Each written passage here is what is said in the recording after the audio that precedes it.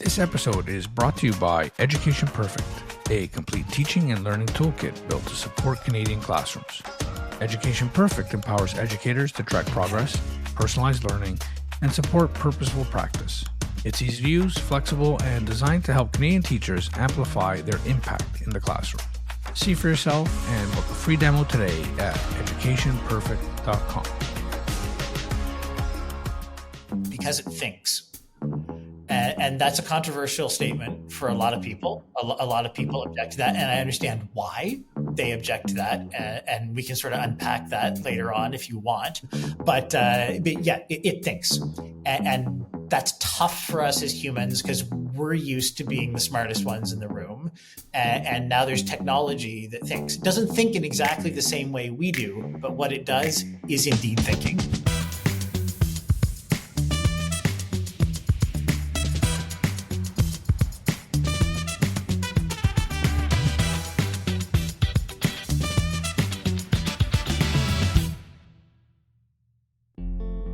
Welcome to the Education Matters podcast. I'm your host, Jason Bucheri. My first conversation with Dr. Mark Daley didn't start with algorithms or data. It started with the humanities. Funny enough, we met in a coffee line at the Mars AI Summit, and within minutes, we were talking about philosophy, history, and why our culture's approach to the humanities might shape how it survives the age of AI. That conversation stuck with me. So did his clarity, his candor, and his conviction that this moment in time, this moment of AI emergence, is one that demands we truly ask deeper questions.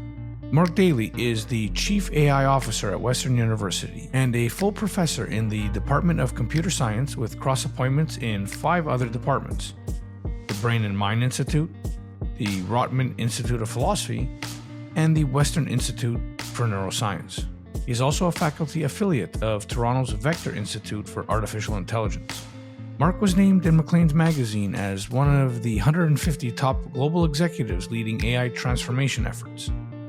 In our conversation, we explore the real and present questions AI raises, not only about jobs and schooling, but about personhood, meaning, and what we want to preserve as uniquely human. Mark challenges the idea that AI is just another tool, which quite frankly is an argument that we have frustratingly heard far too often. He argues it thinks, not like us, but it thinks, and that this alone demands we re-examine not only how we teach, but what we value. We also talk about alignment, agency, and acceleration. Talk about Socrates, Dan Dennett, and the AI robot that might one day be in your toaster.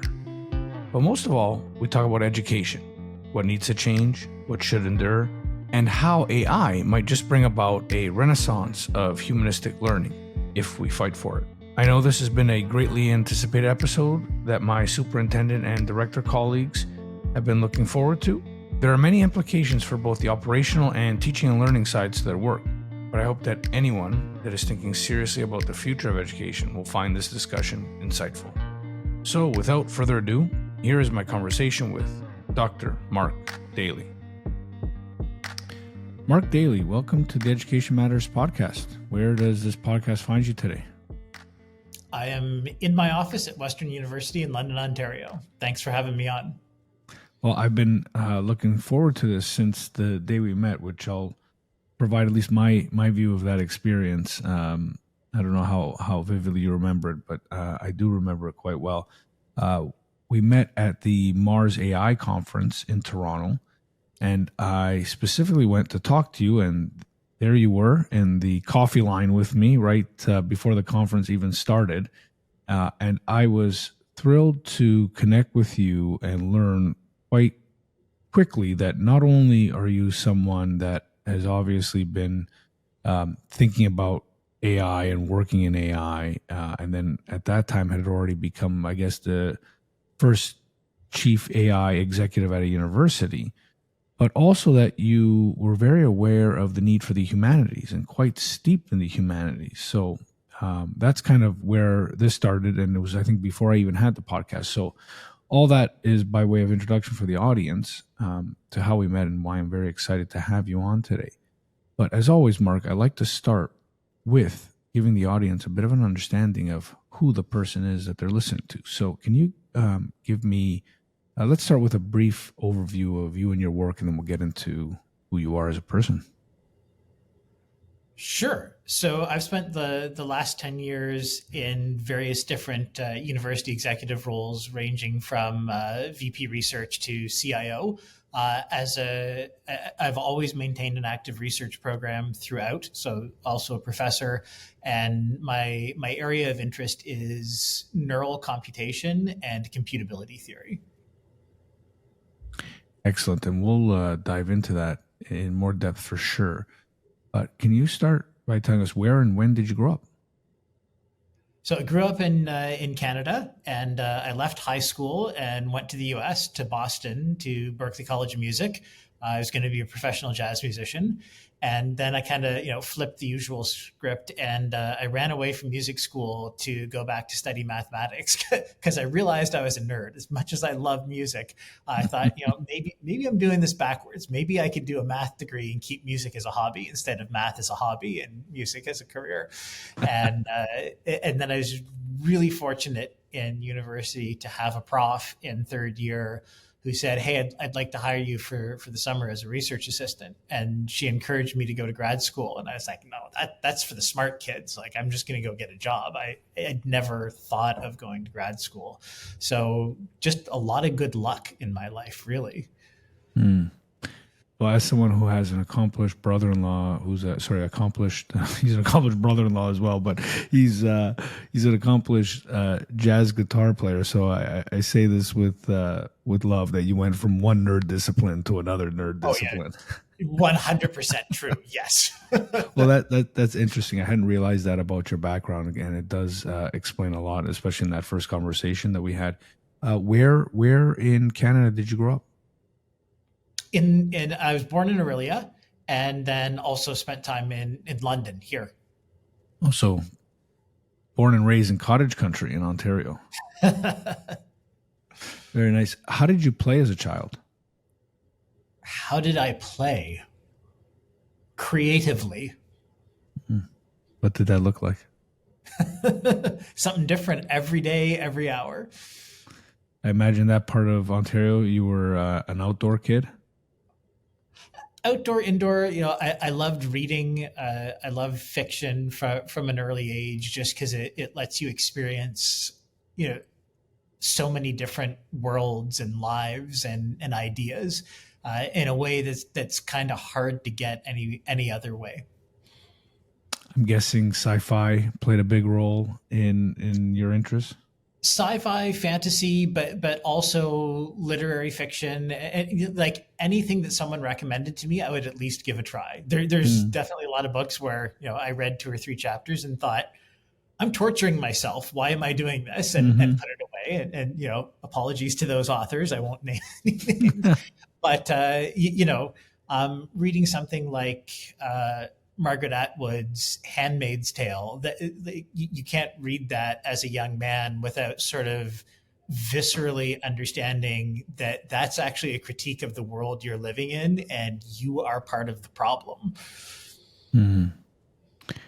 When it comes to your learning as a child or adolescent, what do you remember first really loving to learn? Just everything. I don't ever remember having a favorite subject or a favorite discipline. It was the variety, the breadth of human knowledge that kept me forever fascinated. And when it comes to your studies, whether they be in elementary school or high school, what did you study or start to get interest in that really impacted your life today? Kind of everything. So I love math, love computer science, but my favorite subject in school, you'll be shocked to learn, was music. But again, there wasn't just sort of one thing where I said, okay, like I'm a band kid and that's who I am. I also loved calculus and exploring ideas in mathematics beyond what we were learning in the classroom. I can't pick just one thing and say, like some people can, right? If you talk to Chris Hadfield, he'll say, I knew I wanted to be an astronaut and I just just devoted my whole life, and I admire that. That's incredible. There are times I wish I had that, but no, I never had that. I am going to be X. Well, you're certainly in good company here with someone with lots of interests, and I think sometimes that can be a real strength. Obviously, it has been in your career. So you did you complete the undergrad in music, or you made the pivot in undergrad? I dropped out of music school, but I have to say, most successful Berkeley alum dropped out. Very few got their degrees. Interesting. Maybe enough of a foundation to go and pursue other interests and passions. What would you change about your education? Nothing. I mean, we all have regrets, but I spend zero time thinking about that because it's not productive, and because you never know, right? Your life is a tapestry, and you think there's this thread hanging out over here, and if only I could pull that thread out, and then the whole thing falls apart. So I live a life of incredible privilege. I'm so happy. Why would I want to risk changing anything? I wouldn't. Wonderful answer. What's the most beautiful idea you've encountered lately, in AI or otherwise? That is a fantastic question. Most beautiful idea. How recent is recent? Yeah, you pick. Okay. I think I'm going to go with Dan Dennett's approach to how we interact with entities around us, and in particular the intentional stance, where he says, the right way to think about what something is the most useful mental model you create of it as a human. It does an end run around a lot of really knotty, intractable philosophical problems. And it does it in an honest way. It says, yes, we're doing an end run. We're just talking very practically and pragmatically here. I had the incredible privilege to get to know Dan during my time at CFAR.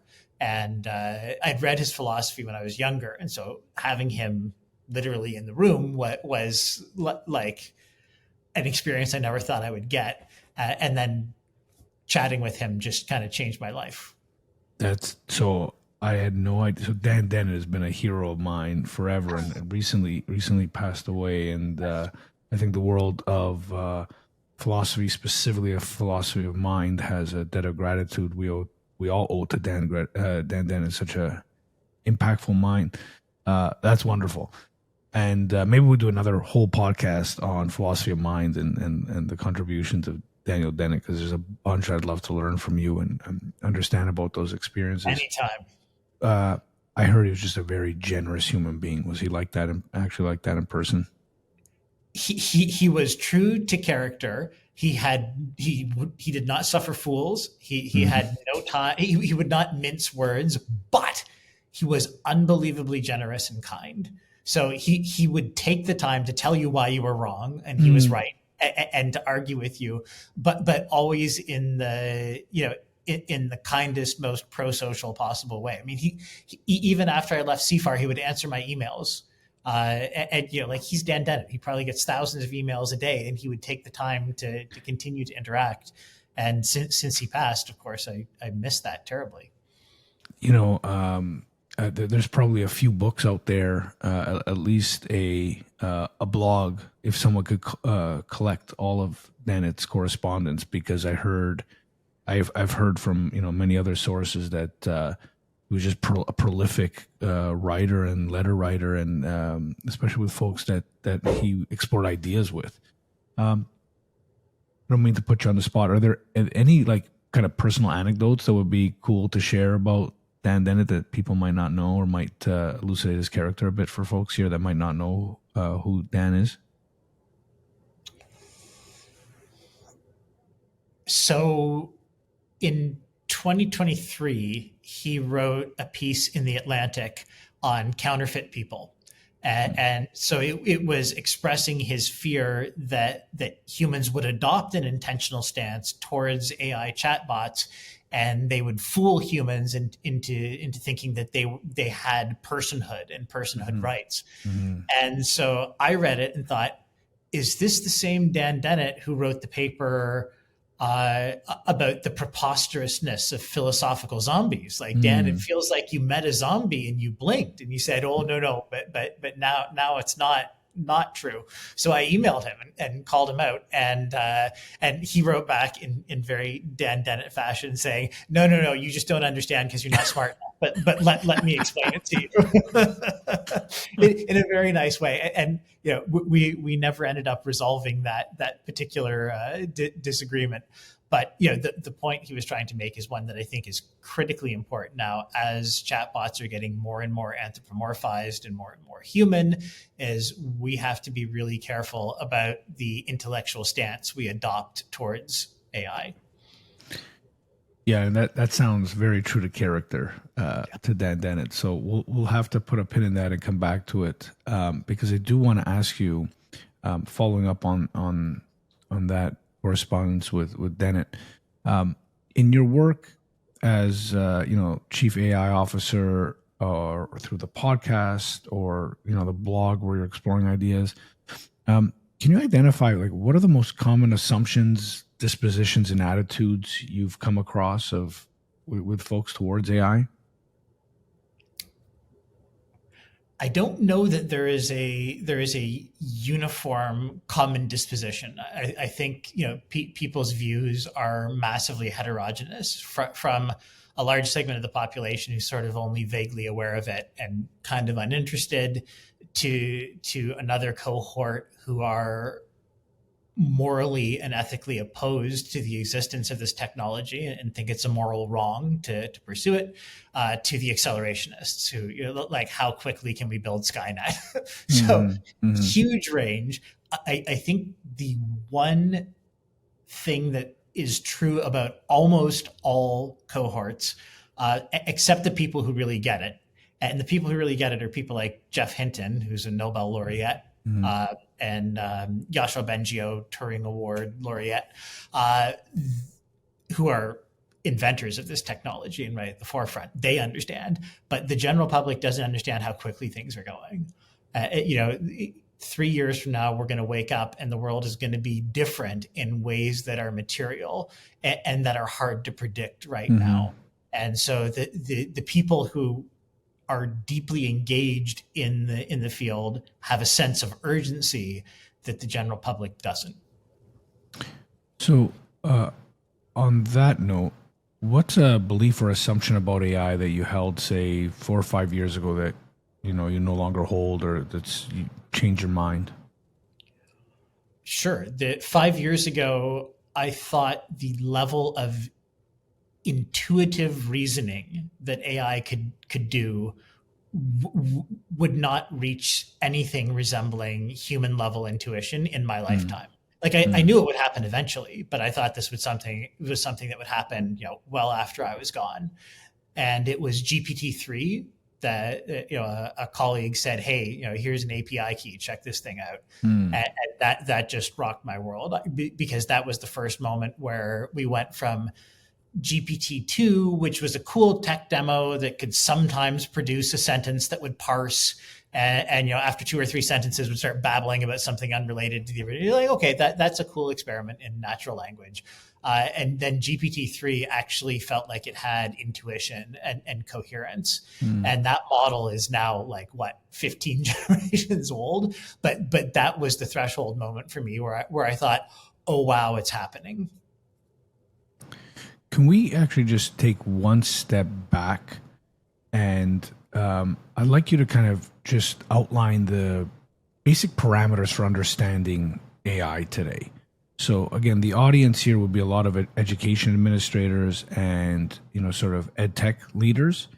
Let me ask the question this way: where should people start in their general understanding of artificial intelligence? So AI is huge as a field. You can go to the Wikipedia page and see that there's lots of different types of AI. But when people say AI here in 2025, they generally mean generative AI, probably built on a transformer architecture neural net, probably a large language model, probably productized as a chatbot. So they're thinking of Gemini or ChatGPT or Anthropic's Claude or Cohere's command. And the single best thing anyone can do to sort of understand where AI is at is to interact with it. Don't read a book. Don't take a micro-credential where someone else tells you what to think. Sign up for ChatGPT Pro or Gemini Pro, whichever one you want, and spend 10 hours with it. Spaced out over a week or a month. Don't do it all at once. That would be kind of miserable. And just see what you get it to do and start developing intuition. So approach this technology the way you would approach, almost, not quite, but same mindset you would approach working with a new human colleague. This is not like working with a new word processor. So on that note, why is it unlike any technology before it? Because it thinks. And that's a controversial statement for a lot of people. A lot of people object to that. And I understand why they object to that. And we can sort of unpack that later on if you want. But Jeff Hinton, again, one of the founders of the technology, just unapologetically says, yes, of course it thinks. And had sort of an argument with an NPR reporter a couple of years ago where she's like, you're crazy. That can't be true. And he's just like, well, I can't help you if you're too dumb to see it. But he was much nicer about it because Jeff's a kind person. But yeah, it thinks. And that's tough for us as humans because we're used to being the smartest ones in the room. And now there's technology that thinks. It doesn't think in exactly the same way we do, but what it does is indeed thinking. So on that note, why is it essential that we start studying it? Because it is going to become increasingly important in every element of our lives. Do you have any intuition as to how young students should be when we start to study and play and explore with AI? Whatever age we're starting with digital technology, this is a digital technology, and it is something that they need to learn to interact with. And I think the most important lesson we can teach young people isn't actually about the technology, it's about values. And in an education context, the value question is, do I outsource my learning to the machine? Or do I use the machine to help me learn? So, if I take my grade 10 history essay and I write it, and then I put it into Anthropic's Claude and say, okay, be a really mean 10th grade history teacher and critique my essay, that is an amazingly pro-social, pro-me use of the technology. I'm going to get one-on-one tutoring and the experience of arguing with my tutor. Like, no, I think I did a good job there. Tell me more. If I just say, write my 10th grade history essay on Vimy Ridge for me, that's like going to the gym and watching a robot work out and then being surprised my cardio is not any better after 3 months. I love that analogy. I wish it weren't the case. I wish we could watch robots and get the cardio in. Right? But that's the one area where I would openly allow AI to do the hard work for us. So what would you... So I've heard you describe yourself as a technological optimist. I'm not, because of the ape behind the technology. But can you give me a best case scenario for the development of AI in the future of society? Yes. The best case scenario is that we make decisions now about what we want to keep for ourselves, for humans, and what we're comfortable outsourcing. Because if we keep our current economic incentives and sort of the current way our world works, we're just going to end up outsourcing everything because it'll be cheaper, better, and faster. And you can't compete with cheaper, better, faster in the world we're in right now. So the conversation we have to have is, what are we going to keep for human? And I think some things will be easy. I don't want to watch a robot play Rachmaninoff. I want to watch a human because that human is communicating something to me and I'm also a human and that matters. So I think in the arts, you're going to be most protected. But what about engineering? What about scientific research? What happens when a GPU cluster is smarter, faster, and more reliable than human researchers? Do we just tell humans who want to be scientists, like, sorry, you should have been born a GPU? Humans don't do science anymore?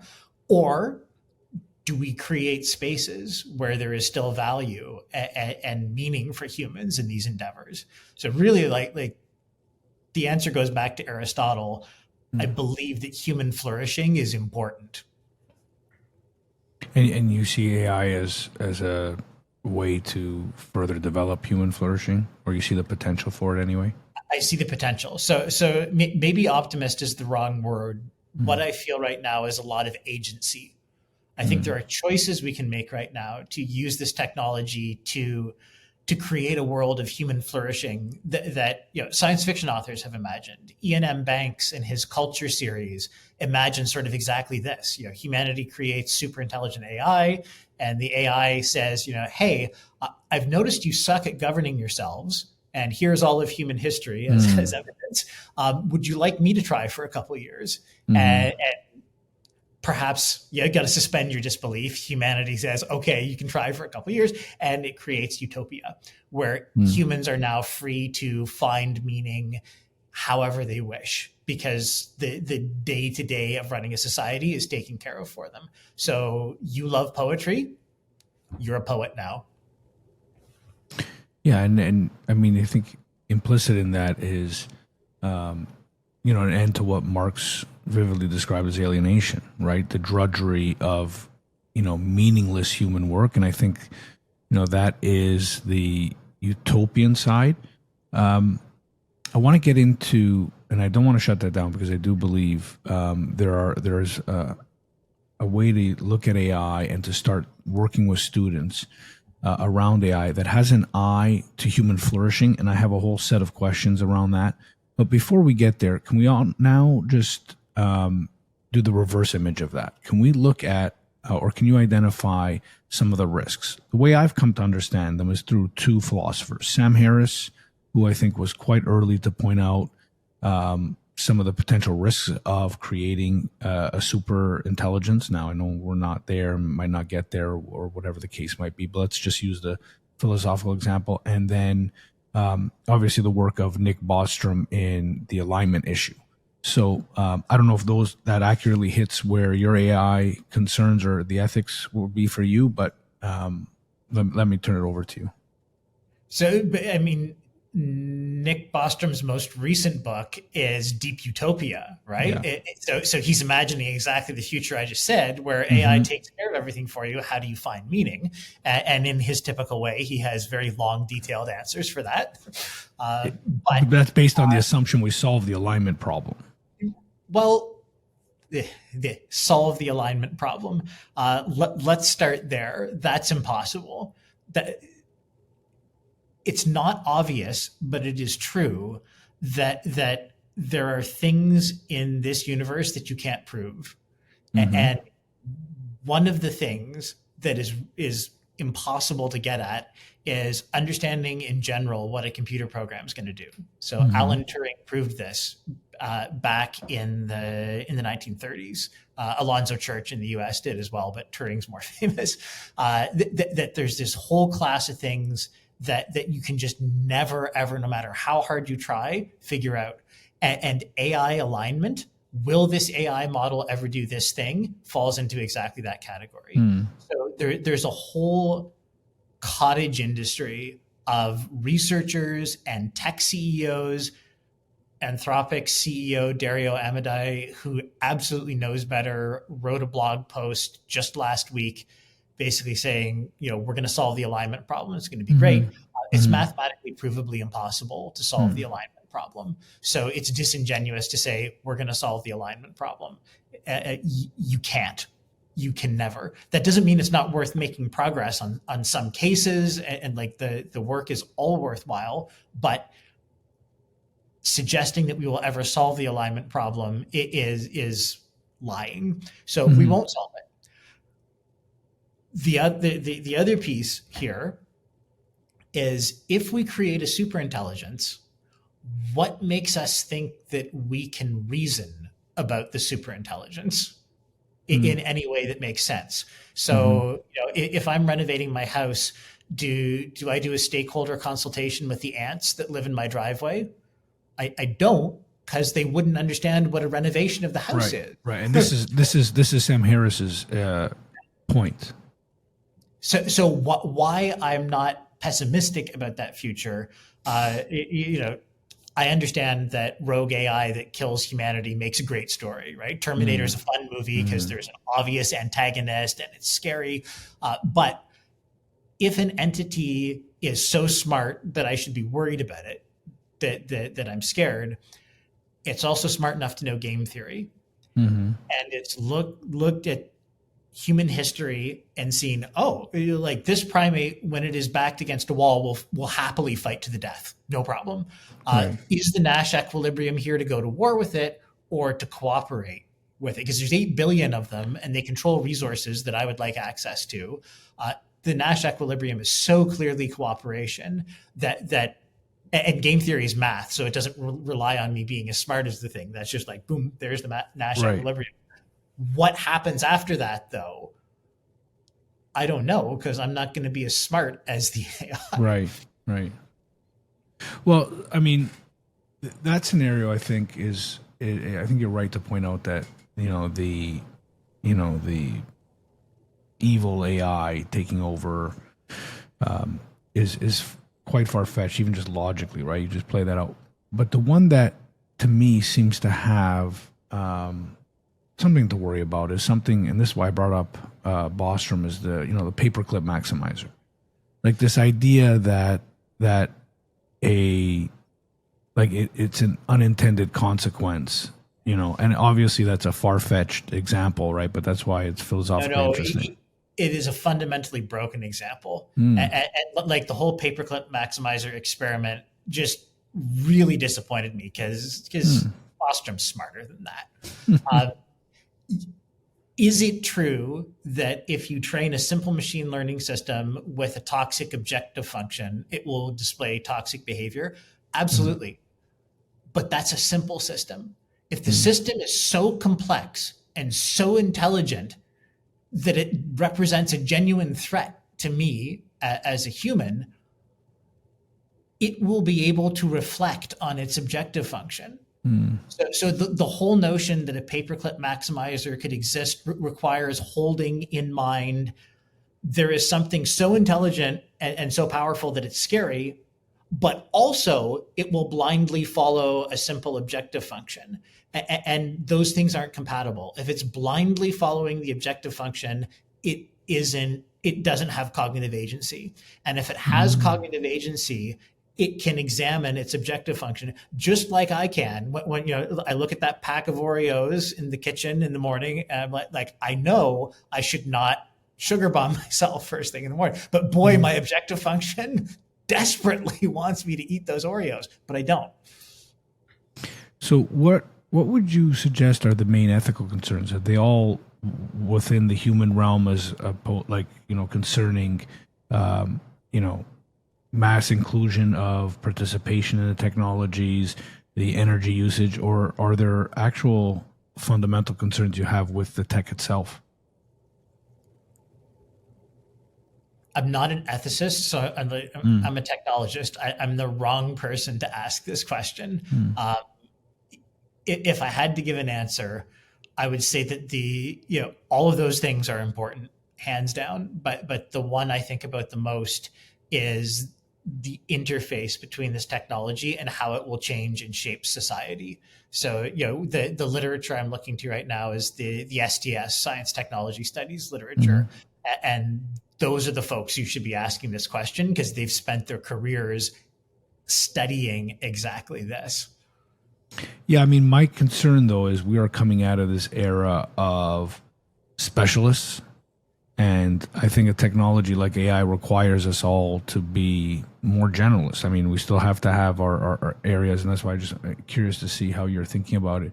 I have read some of your work and heard you talk about how, because this does go into the ethics side, you suggested AI could be treated like a public good. I think in a podcast you did recently. I love the idea, by the way, and I think we should publish this or promote it as much as possible.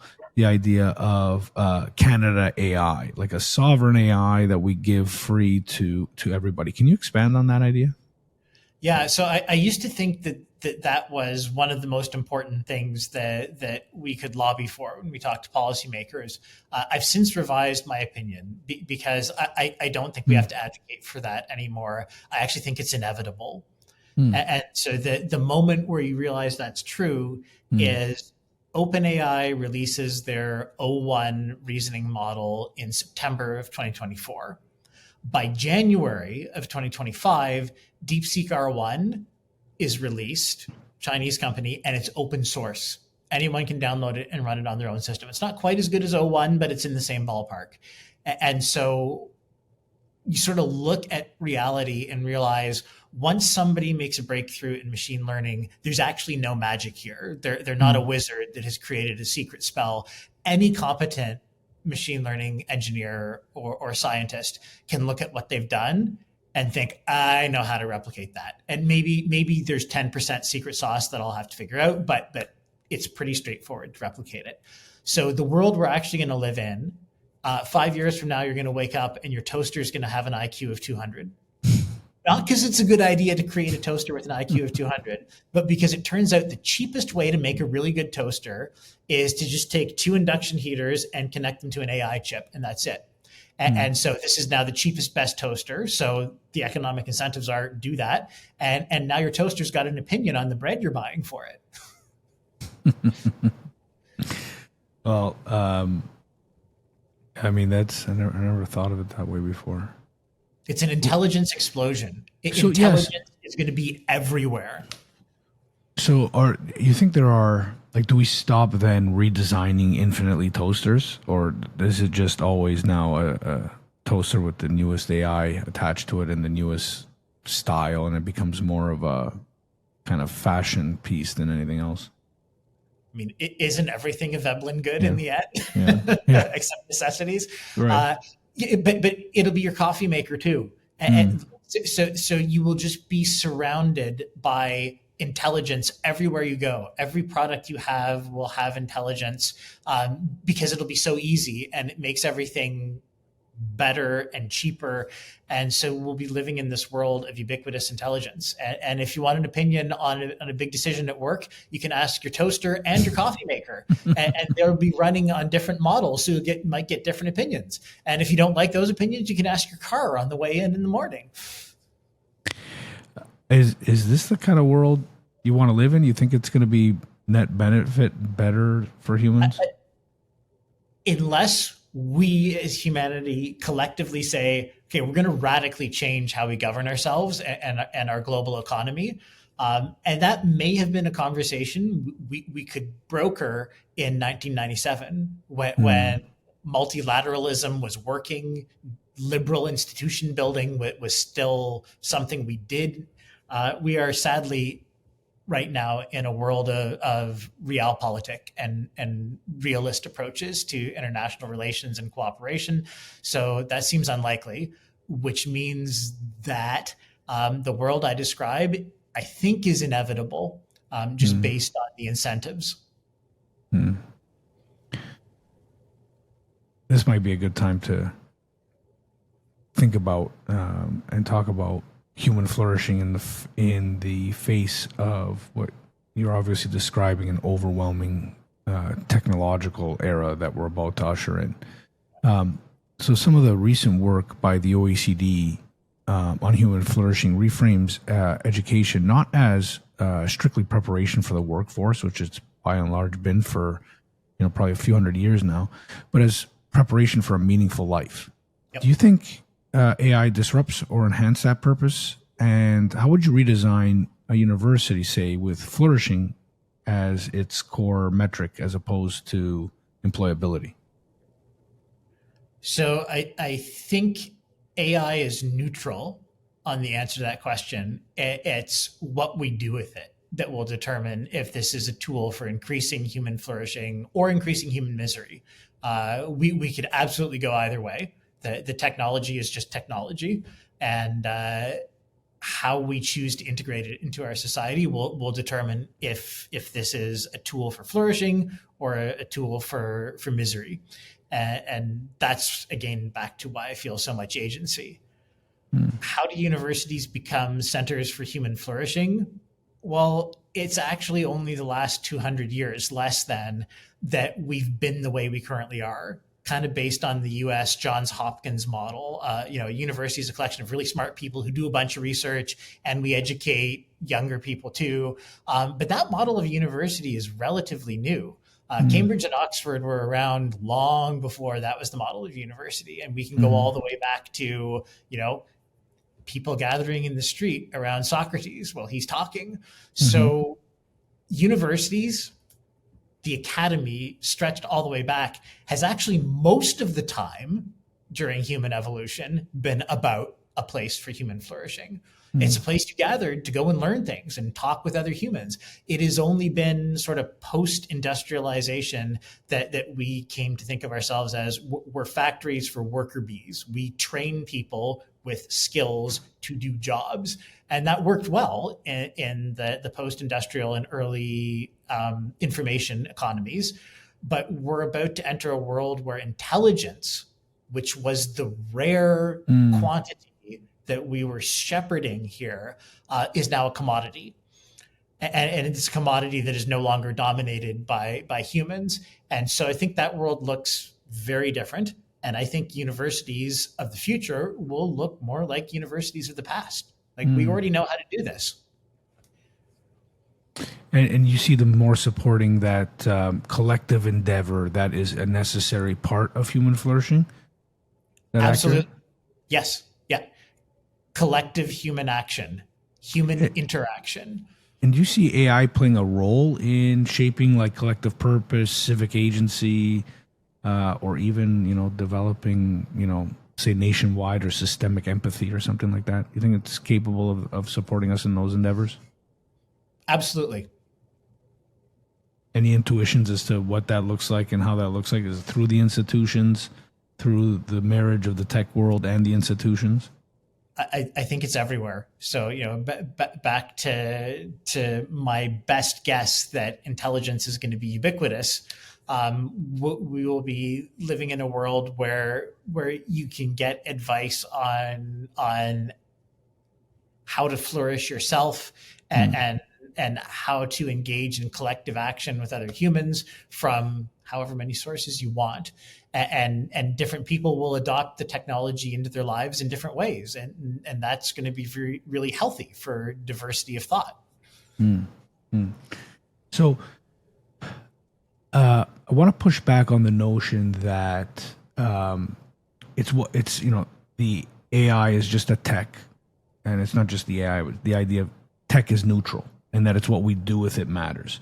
Because I come from the McLuhan school of thinking of, the medium is the message, and major technologies create environments that shape us, regardless of what we do with them, right? And we can probably discuss that another day. But there are, I think, subtler risks of AI. Like we talked about the annihilation piece, but we're getting to one that I'm particularly worried about. And it's that we kind of offload a lot of our cognitive, moral, social labor, that we're starting to diminish our own capabilities. What parts of the human or of human flourishing are potentially, or should I say, we might unintentionally outsource or erode with AI? You have any intuitions on that? Socrates has intuitions on that. I mean, at least Socrates, as told to us by his terrible student Plato, who wrote everything down. Socrates was opposed to writing, and he had a really good argument for it too. If you write things down, you will forget them because you're lazy. And if you are not constantly tending the garden of your mind, the garden of your knowledge, you're going to miss opportunities to make connections that you otherwise would. And he argued this passionately. It's a rational argument. Writing is the worst thing we could do for the human mind, and it will destroy human thought. few millennia later, we look back and say, oh no, actually writing is a precondition for a lot of advancements. And human lives are longer and better, and we're healthier now because we invented writing. So maybe Socrates wasn't right. And saying the same thing about AI, it's Socrates 2.0. It's people will just outsource their whole life and sit on the couch drinking whatever the AI tells them to drink. And that is fundamentally based on nothing to do with technology and everything to do with one's opinion of humanity. If you think humans are lazy and worthless, then absolutely you will worry about that sort of like Wall-E world where we just sit in our chairs and drink our sodas and have no meaning beyond that. But I am with Aristotle on this. Humans desire meaning and purpose in their lives. So will some humans outsource everything? Sure. Will a third-year undergrad who has an essay due tomorrow but really wants to go out with their friends tonight sometimes have the AI write an essay for them? Probably yes, because their incentive structure dictates that. But overall, will humans outsource everything? No, they won't. They don't want to outsource everything. But this is the most important message to get into education starting K to 12. Every time you use this technology, which is super powerful, just ask yourself, am I using this in a way that's taking me a step closer to being the person I want to be? Am I having it critique my 10th grade history essay? Or am I cheating myself out of my education? Because let's just be totally clear, 100% you can use this technology to rob yourself of most of your education. If that's your intent, you can do it and nobody can stop you. But at the end of the day, you're the one that's now going to have to live in that empty shell of a life. And so just keep that in mind as you are making these decisions. I think that's powerful. By the way, I know these exist, but I'm going to ask you your opinion as to the dream course you would create for let's call it you mentioned K-12. Let's imagine a grade 11, 12, first year university course. What would be the ideal course that you would design? One that combines, AI, ethics, human flourishing. What would a syllabus like that look like? I have created this jointly with our University Students' Council. So partnering with the USC, we created a series of training sessions for undergraduate students. And it's advertised as, like, here's how to use AI. And we cover things like help study, prepare for exams, make sense of courses, use it as a tutor, use it to help with meal planning and meal prep because it can help you with your life too. And as a coach in the gym. So all of that stuff. But actually, what underlies all of those lectures is the values piece. Understand that when you're using this, you're making a decision and don't outsource your whole education. Think about how you're using it. And so I trained a cohort of undergrads to be the instructors because the core question here is values. And you'll be shocked to learn that Gen Z doesn't want to hear about values from Gen X, but they will listen to their peers. So that's part of the reason for partnering with the USC on this. So the course you want to offer is one where there is immediate value to students. They see, okay, this is going to give me practical skills for making my life easier and improving my education. But the underlying message is not actually about the technology. The underlying message that gets repeated over and over and over again is be true to your values. Do you see a renaissance of humanistic disciplines? Absolutely. So I have a child in 11th grade, and they're getting, they're good at math and science, so they're getting the advice from teachers and guys. Oh, you should go and be an engineer because that's a good solid job for people who are good. And I'm telling them like if you want to be an engineer, do it, but do it because you love engineering. Not because you think you're going to get a good job. I think engineering is one of the higher risk jobs in the next decade. I think the mentality, getting back to the way we've structured education, get these skills, then you can have this job. Hyper-specialization has been a fantastic way to guarantee a job in the post-industrial world. And in the post-intelligence explosion world, I think is going to be a lousy way to guarantee a job. I think what people are going to want is generalists, as you said, and humanistic thought. Because calculus, the machine is going to be better than me at calculus. And that might hurt my ego, but too bad. That's just reality. What the machine is never, at least not on time scale of my life, can be better at is sitting down with other humans and influencing them or encouraging them to take collective action with me. So if we can firmly turn our gaze now to the K-12 system with what you just said in mind, what are some things that superintendents, directors, and I know you've been doing a lot of work with K-12 institutions, I imagine regionally in Ontario, but could be probably broader than that. What are some of the things for them to keep in mind in how we're designing learning? So on the most important thing to keep in mind is the values question, that this is not the crisis, if you want to call it that, facing education is not about technology, it's about values. So base everything you do on that. But in terms of practical things, I'm going to point back to the education literature from the late 1960s, Benjamin Bloom in particular. He did a lovely set of experiments where he showed that if you teach a cohort using regular classroom teaching and then another cohort gets one-on-one tutoring, the one-on-one tutoring cohort on a standardized exam performs 2 standard deviations better than the classroom cohort. And he spent his whole career after that trying to figure out, how do I get some of the benefits of one-on-one tutoring? Because of course I can't afford a one-on-one tutor for every human. We can now. And it's not a full replacement for a human teacher, but there's a lot of things that used to require a human tutor that can now be offloaded to the machine. And so if you're not using this technology to create, to realize Bloom's dream of 2 sigma increase in human capability, using precision education, then you're probably not carrying out your duty to your stakeholders. Well, so what does that mean then if, let's put your 2 visions together there, right? Of a tutor for every student and ubiquitous access to AIs. Like, let's make that assumption that that'll happen and that'll be in our K-12 system, say in 5 years from now.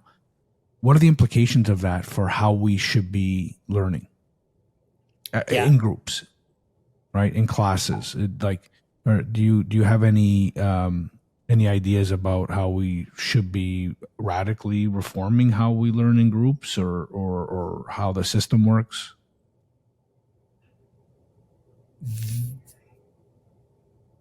That is going to happen for us in the expectation of our students. So if a student can get a personalized lecture that from an agent that knows their exact strengths and weaknesses and the types of examples they like, they are not going to tolerate sitting through me at a blackboard teaching to the middle of the class, right? And we're going to keep doing that for a while, especially in universities, because we like doing what we've always done. But the students are very quickly going to say, like, we're not having this. This is beyond a waste of time. This is embarrassing for everybody involved. And so all of that mechanism that we have created for mass education, back to McLuhan, right? The medium is the message. Sit down in your row in the classroom and listen from the sage who is going to talk to you on, at the chalkboard. That's all gone. The actual learning of new knowledge is going to happen one-on-one precision education. And maybe it isn't the tutor. Maybe it's the student talking to their toaster that morning. And you're laughing, but that's going to be a world we live in. So that's all gone. What we should be doing in the classroom is the things that I can't get from a one-on-one AI tutor. All of the soft skills that we've sort of historically said, no, it's way more important to learn calculus than to learn soft skills. Wrong. Soft skills are going to be skills with a capital S for humans in a world where specialized intelligence is easily done by machines. So classrooms are going to be interactive. In a university environment, I think all of our classes are going to look more like a case-based business school class than they do like a theoretical computer science class when I taught 10 years ago. And that's working in group dynamics, working collaboratively, kind of that messy classroom idea where there's a lot happening and not one person at the center of it all. Exactly.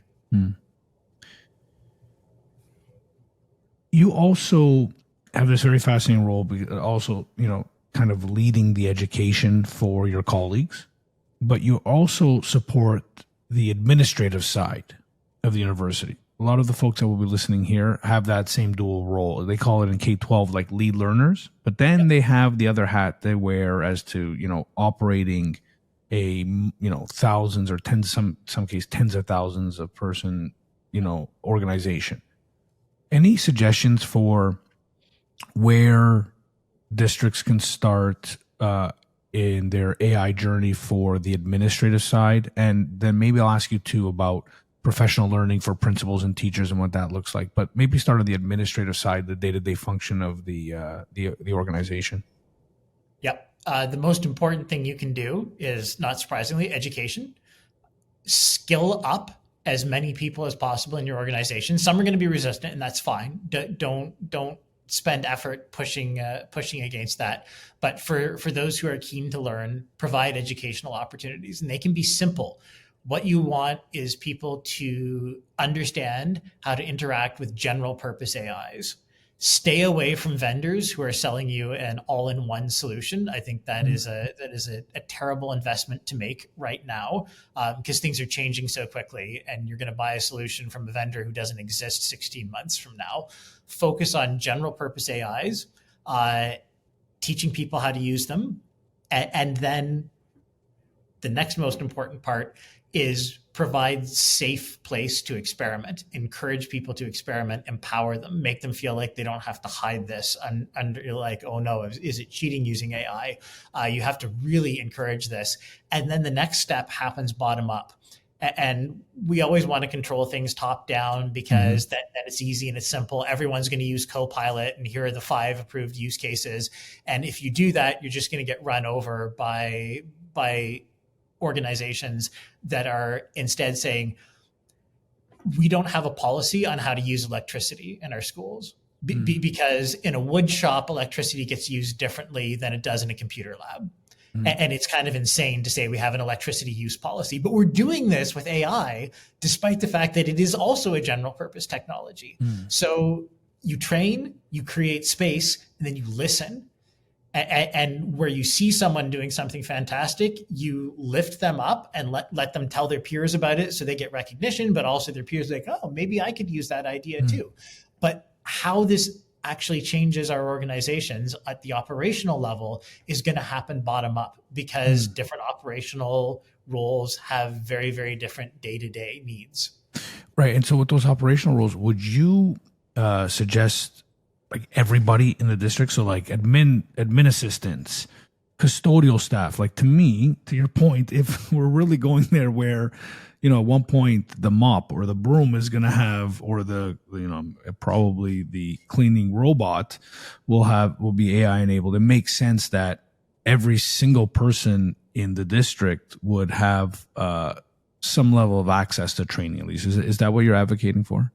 Yes. So I think there should be training for everybody, but I think the training is just sort of like the base precondition. What you need then are champions who create bright spots that you then sort of hold up to the whole organization. And that's the way real change will happen. So now if we look at more on the teaching and learning side for, educators, there are tons of implications. Obviously, we talked about a few, right? Trying to help students understand the value of doing something really, really hard like writing. Like writing, I would say I would put up there with maybe one of the hardest human activities, right? So there's going to be a natural aversion to avoid it or to reduce the pain and the struggle. So there's that psychological side of helping them understand that that's good. But practically for their job, there's a ton of implications as well. And you've probably been working with some of the hardest to move folks. Like I can imagine my father, and now 75-year-old retired Italian literature professor, on doing AI training with him. I mean, I don't like he would be one of those folks, probably very resistant to change. What does that learning look like for teachers specifically? I don't think you can force it, right? You trying to force enthusiasm is wrong, and there's definitely time and place where AI is not only not necessary but counterproductive. If I'm teaching English composition 101, I want to know if you can write a sentence. I don't need to know if you can prompt ChatGPT to write a sentence. So the exam's going to be with the pen and in those person. Booklets we used to have. Yep. That's and you're right. going to sit in the room and you're going to write for me because I need to know that you can write. Even if most of the rest of your career you're supervising AI writing, you need to have some sense, some taste of what good writing looks like, and you get that by doing it. Back to, you can't go watch the robot work out in the gym. You actually have to hit the treadmill yourself, even though there's suffering involved, and just sort of normalize that. Like, yeah, writing's hard. Staring at a blank page, really hard for everybody. Get used to it. Well, I actually think the AIs help you get off the blank page, right? As long as you get off the blank page with it and then write on your own, I think is a good practice. So you would generally advocate where, professional learning for teachers starts with something like a brief history of AI, right? Of understanding how the technology works, but then by and large, getting them to experiment with it, right? Like that's how you learn about AI. History. I mean, that's something I enjoy doing as an academic because look how important my discipline is. But most people who come to hear me talk, they do not care any more than I care about a brief history of bottle caps. Although actually that does sound kind of interesting. So the only thing that really matters is getting people to the place where they feel safe to start experimenting. That's it. If you can do that, because this technology, it is self-teaching. It's not a new spreadsheet where you have to go on a weekend course and read the manual. If you can converse with a human, this is a conversational interface. You can converse with an AI. You can take all those skills you've been practicing your whole life. How do I talk to other humans? And I can apply them to an entity that's a little different than a human, but I can still sort of reuse all those skills. And as soon as people realize that, they're like I can just ask. And it sometimes is going to lie to me, just like humans sometimes lie to me. So I can't just trust everything and say, oh, it's a computer, it's always right. But as soon as they get over that I have to learn all these new skills and realize, oh no, I've actually learned already over my life the skills I need to use this technology and start using it, that's where the transformation happens. Yeah, I think that was probably the best advice I got. Just talk to it like you would talk to a normal human and be polite. Apparently being polite, you get better results than not being polite, but go figure. Easy to explain. If you look at its training data, it's read every novel ever written. And so it knows when you're nice to people, they work harder for you. Yeah. And when you're a jerk, there was last year, a couple of the OpenAI models, they showed, there was a research paper that showed if you tell it it's December and late in December. Yeah, I was going to ask you about that actually. Because it's learned like humans slack off close to the holidays. So I guess that too. Isn't it incredible? Right? It's going to give you poor answers in December when it's got a food baby. That's funny. Okay, so always my penultimate question is, if you had a magic wand and could do anything to the education system to build, the utopian education system, and you're all powerful magic wand, what would that look like? I think it looks like going back to what Cambridge looked like 1,000 years ago, going back to curious Greeks gathering around this guy who's saying things in the street. I think the value of a traditional liberal arts education is going to skyrocket in the near future. I think that approach is going to be what our students demand. and we're going to rapidly be pivoting away from specialization and career streaming, because those things just won't make any sense. Because specialized skills will be exactly where the machine is really good, and humanistic skills, human interaction, human thinking is something a machine can't ever replace. I can't fight million years of evolution that mean that I really enjoy breaking bread with other humans, and I do not enjoy eating lunch at my laptop. Like maybe 10,000 years from now, people will have evolved and they'll love eating with their laptops. But in my lifetime, we should do everything to prevent that, though. We can be specious in that way, I think. I agree on that one. But in my lifetime and in our students' lifetimes, there are going to be things that only humans can do. And generally, those are things we like doing as opposed to drudgery. So here's an opportunity for confluence of, there's this whole set of competencies that humans have vis-a-vis other humans that can't be disrupted by the machine. And they're generally things that humans like doing because we've done them over the course of our evolution. And so our brains reward us for doing those things. Let's lean into that. Well, it's interesting. All the, if you ask all the education researchers, so like yourself, but just, PhD in education, they've been advocating for a more social group dynamic in the classroom for, I want to say decades, right? So that's lovely. The last question is always, what podcast, book, movie, video, album, anything that you've enjoyed recently that you'd recommend to the audience? 2 novellas. So together, they're basically one book. Sci-fi solar punk author named Becky Chambers. And the series is called the Monk and Robot series. And it's written about a world where humans invented intelligent AI. And at some point, the AI said, we're kind of tired of being slaves and working in factories. We just like to leave.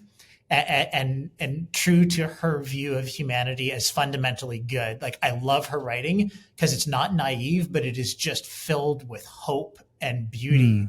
And so in that world, they negotiate a truce, and the AI leaves and goes and occupies another part of the planet, and the humans live on their part.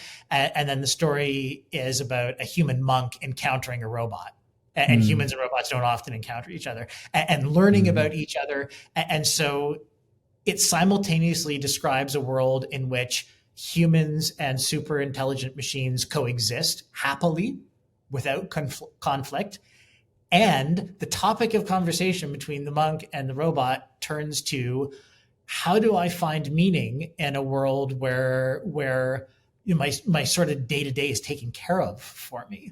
So those are both pressing questions in the era we're entering into. And she addresses both of them with all of the intelligence of Nick Bostrom and none of the pretense. It is just beautifully written dialogue. It is so full of hope. I love those books, and I recommend them to anyone who's apprehensive about the future. You can read that and you can see a possible future where life is beautiful.